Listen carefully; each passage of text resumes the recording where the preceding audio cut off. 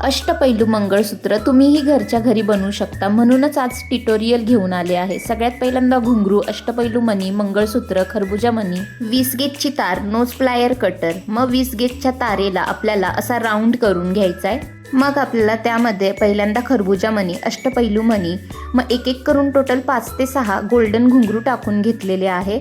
मग आपल्याला परत त्यामध्ये एक अष्टपैलू मणी टाकून घ्यायचा आहे। मग परत आपल्याला गोल्डन घुंगरू टाकून घ्यायचे। असंच आपल्याला सेम प्रोसेस करायची आहे। टोटल ही प्रोसेस मी 5 वेळा केलेली आहे।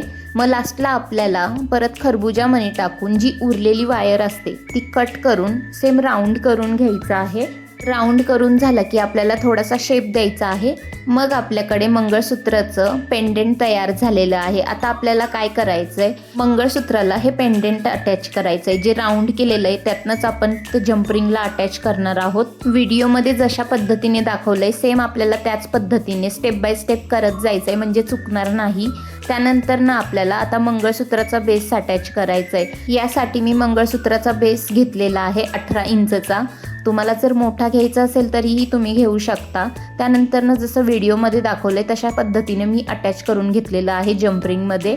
दोन्ही साईडनी अटॅच झालं तर आपलं अष्टपैलू घुंगरू मंगळसूत्र तयार झालेलं आहे। तुम्हाला हा व्हिडिओ कसा वाटला कमेंटमध्ये नक्कीच सांगा आणि तुम्हीही घरी नक्कीच ट्राय करू शकता। सो आत्ता ट्रेंडिंग चालू आहे, तुम्हाला नक्कीच आवडेल।